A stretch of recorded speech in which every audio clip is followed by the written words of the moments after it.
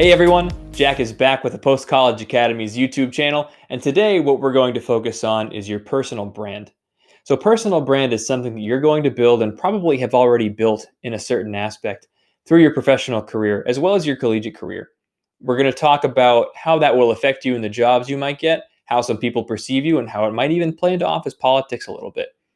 Ultimately, it's important to be self-aware in the workspace, so I want to make sure we're talking about this now so you have a good idea of what things you should be applying yourself for.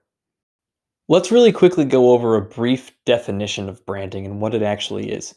Branding is something like where if I was to go into a workplace, people would see me as X brand. For example, my brand is working hard. It's sometimes it is, sometimes it isn't. My brand is working hard or staying up really late to make sure I get a project deadline done, or it's I'm always communicative or something along those lines.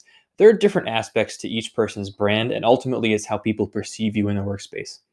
What's cool about branding is that there are a lot of different levels to brands.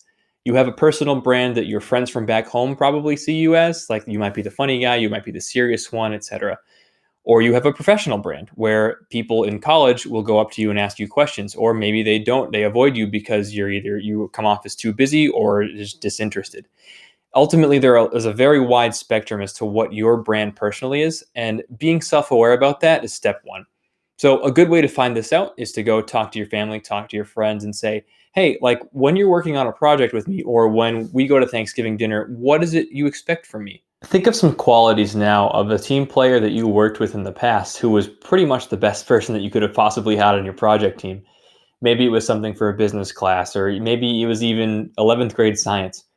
But you go back and you think on some of the qualities that they presented, like team leadership, organization, they were communicative, had everyone divided up and worked equally on parts. Maybe that person was you. Ultimately, jobs are looking for people that can do all of those things. Whether or not they're able to do them at an entry-level position is not necessarily as important. However, when you go in with an impressive resume and a personality to boot, it's a lot easier for them to see where you can fit in the company. So now you've got a job and you need to figure out how your brand meshes with the company culture that you just got hired at. It's important to know that everyone there also has their own personal brand, right? As I'm talking to you about it, and whether they're even aware of it or not, they are perceived as a certain way by management and by the higher ups above them.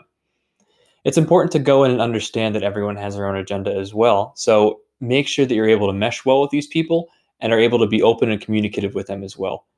That way, you're going to be set up for success in the best way possible. If you talk to your manager about issues that you see at the workplace right away, that communication is going to be key to your success in the workplace, especially if it's a healthy culture. Ultimately, your manager's job is to make it so that you can succeed in the workspace.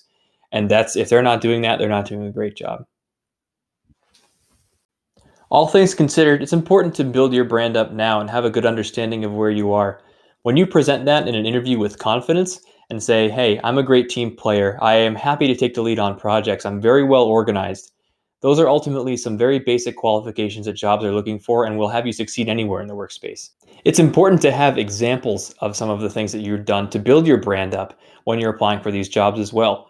When you say, my brand is going in, taking charge, and making sure that the entire project is organized, that's confident. If you go in like that, these recruiters are going to say, hey, this kid's got potential. So ultimately, what it comes down to is making sure that you're able to present your brand, you have a good understanding of what it is, and you're presenting it effectively. Thanks so much for watching, everyone.